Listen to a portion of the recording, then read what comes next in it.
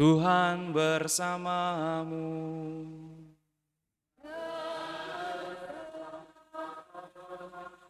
Inilah Injil suci menurut Lukas.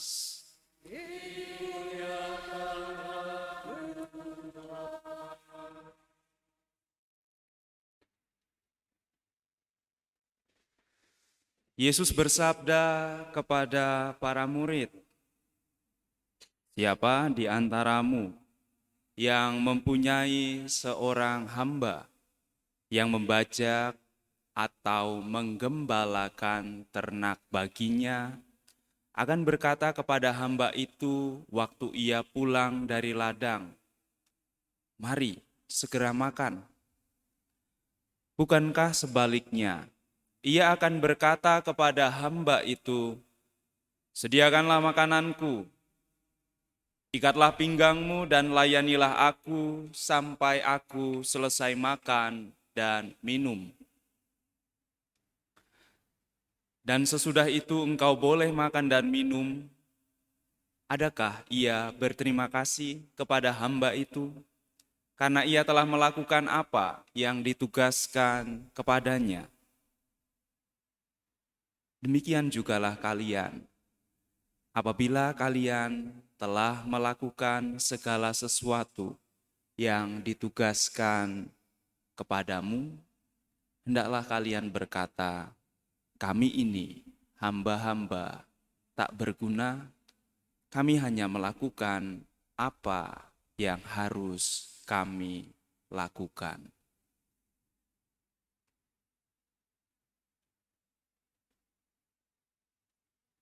Demikianlah sabda Tuhan.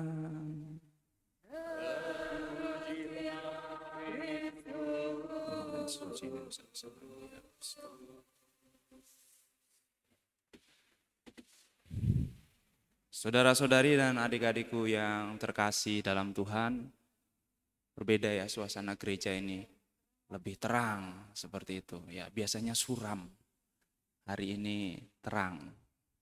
Semoga iman kita juga, harapan dan kasih kita semakin terang. Jangan hanya gerejanya yang terang, tetapi diri kita juga keluar memancarkan cahaya kemanapun kita berada. Kemarin dalam homili saya menyebut Monsinyur Vincentius. Ya, di dalam homili saya menyebutnya, kemudian saya mengatakan bacaan kemarin dibacakan saat tabisan Monsinyur di tempat ini. Dan memang Monsinyur sesuai dengan bacaan kemarin adalah penatua yang mengatur rumah tangga gereja. Yang tugasnya menasehati, dan tugas kita apa? Mendengarkan. Ya, kalau semuanya menasehati, tidak ada yang mendengarkan. Maka kemarin di penutup homili saya, kita juga adalah penatua di gereja domestik, gereja rumah tangga kita masing-masing. Maka sesuai bacaan dari surat Rasul Paulus kepada Titus, jadilah penatua yang baik, yang bijaksana, yang murah hati, yang mampu berpegang pada yang benar, sama seperti Santo Yosafat. Dia percaya gereja Katolik Roma lah yang sekiranya ia doakan dan berdialog supaya dipersatukan kembali di dalam gereja Katolik Roma.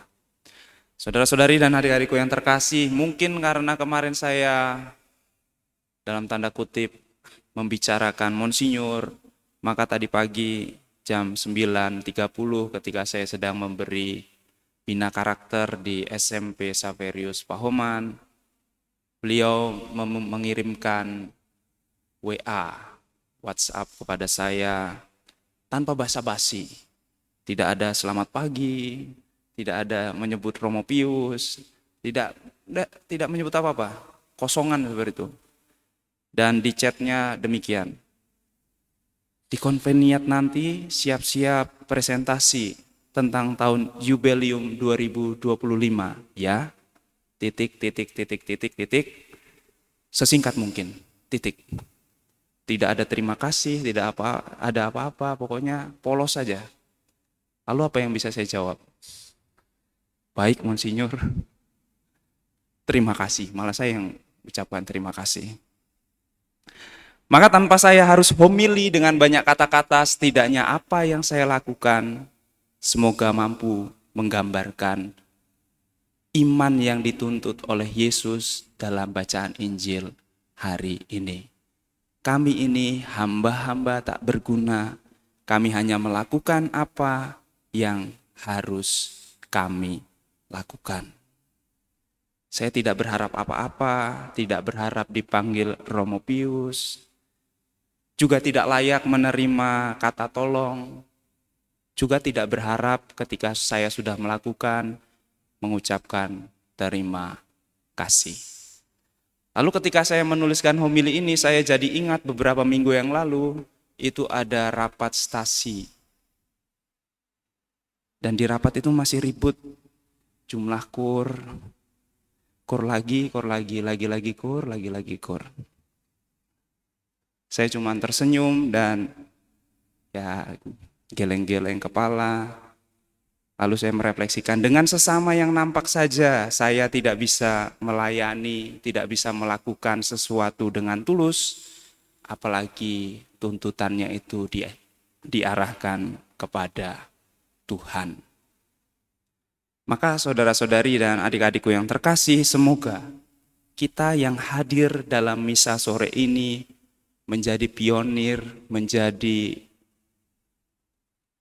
orang-orang yang di depan, dan semoga kita dikaruniai memiliki spirit melayani seperti yang disabdakan Yesus dalam Injil hari ini. Tuhan, kami hamba yang tak berguna, kami hanya melakukan apa yang harus kami lakukan. Kalau kita masih sibuk memikirkan diterima atau tidak ya, sementara orang lain sudah memikirkan bagaimana saya bisa melayani dengan lebih baik. Sementara kita masih berpikir terima enggak, sementara orang lain sudah berpikir bagaimana saya bisa melakukan sesuatu dengan sempurna sesuai dengan kehendak Dia yang meminta tolong kepada kita. Dan itu kita lakukan karena seperti kata Santo Paulus kepada Titus, hendaklah kita hidup saleh sambil menantikan kebahagiaan yang kita harapkan, yaitu penglihatan akan Allah dan kedatangan keselamatan Yesus Kristus Tuhan kita. Semoga kita dapat menjadi pelayan yang tulus. Tuhan memberkati.